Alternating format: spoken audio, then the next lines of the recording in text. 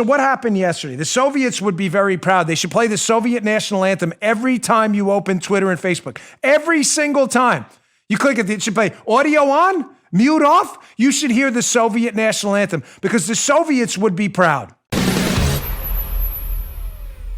So what happened yesterday? You saw the New York Post story about the Biden crime family taking money from Ukraine, today taking money from China, potentially splitting it with Joe Biden, who could be in the back pocket of the Chinese Communist Party, and you're about to elect him president. Scranton kid. Well, Tucker Carlson, who has been at the forefront of this fight against these tech tyrants for a long time, summed it up beautifully last night at the beginning of his show. Ladies and gentlemen, this is an existential fight now. Something has to happen. These companies either have to be broken up or they have to be sanctioned so heavily by the Federal Election Commission for unquestionable election interference that they can barely recover. This is absolutely unforgivable. A message has to be sent today. Check out Tucker. A major American newspaper published a story, apparently an entirely accurate story, about a presidential candidate. The tech monopolies that control American media feared this story might hurt that candidate, whom they favor. So 3 weeks before a national election, they shut the whole thing down. They prevented the public from reading the news. They didn't apologize for doing this. They didn't bother to make up reasonable-sounding justifications for it. They just did it, exactly as the Chinese government does. These are monopolies. They have all the power. You have none.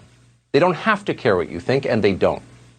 This was mass censorship on a scale that America has never experienced, not in 245 years. And it's a threat to all of us. Democracies only function when there is a free exchange of information between citizens. We no longer have that. This is a dark moment.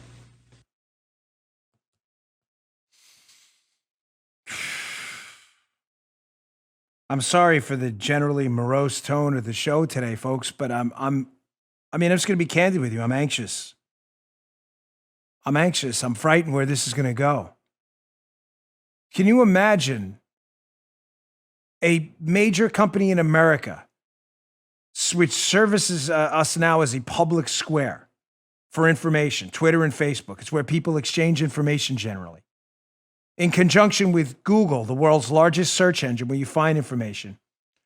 2 weeks out from an election, hiding a story, a major breaking news story from a major American newspaper, and locking out the accounts of Kayleigh McEnany, Team Trump, locking out a link provided by the House Oversight Committee to a .gov address. This all happened yesterday. If you wrote this in a story with an Orwellian tint to it, again, you'd throw the story out because you'd be like, that's already been done, but that's not really going to happen. Nobody's going to believe it. No, it's happening.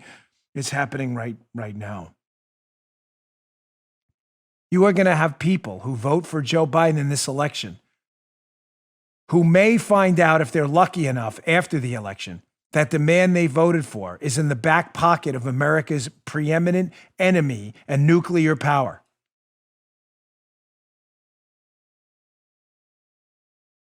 Folks, it gets worse. It's not just Twitter. Twitter shut down the links to these stories. You can't read these stories on Twitter right now. Did you know that? Jack Dorsey needs to be subpoenaed and investigated immediately. Yesterday.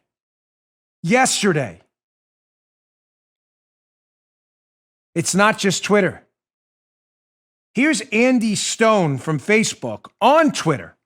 I'll show you who this clown is in a minute. At Andy M. Stone from Facebook.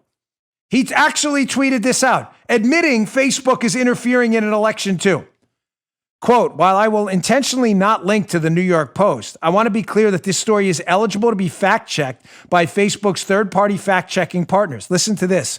In the meantime, we are reducing its distribution on our platform. Holy Moses.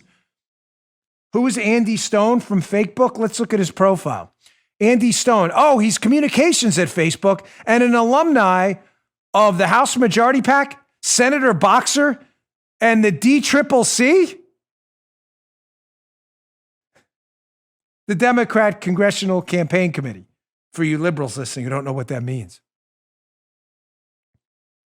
So he's a Democrat activist working as the communications director from Facebook, telling you that the Democrat nominee for president, that a major expose about him potentially being blackmailed by the Chinese government because they have information on him otherwise, that story is going to be totally blacklisted?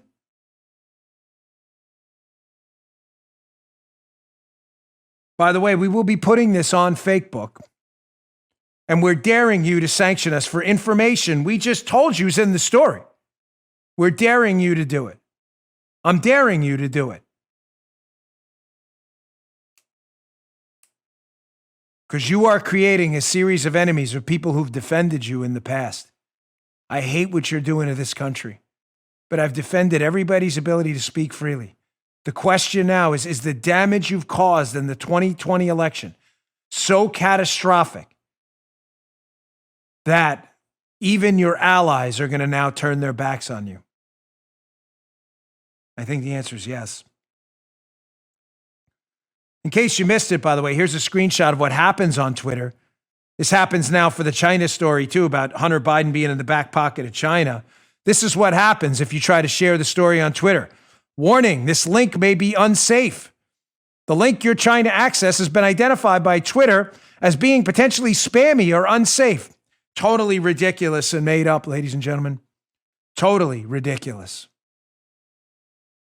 We are in a very, very dangerous place. This is the public square, folks. I told you that. It's like in the early 1800s, some private company buying up all the streets where, there were no telephones or anything. You wanted a campaign, you went into the town square and you made your case. You got on your soapbox. Imagine someone coming over and you say, no, we bought up all these streets. Yeah, we're Twitter. Before Twitter had social media. You're not allowed on these streets to make your case. Well, what about those streets? No, not those streets either. We bought those up too. Matter of fact, go back into your room. You can yell from your window if you're lucky. That's what Twitter's done to the country. The United States has an interest first in the preservation of the republic and free speech. Now, although these are private companies, the question now is, have they done such incalculable damage in a major election that something has to be done? I think the answer right now is clearly yes. You just heard Dan Bongino.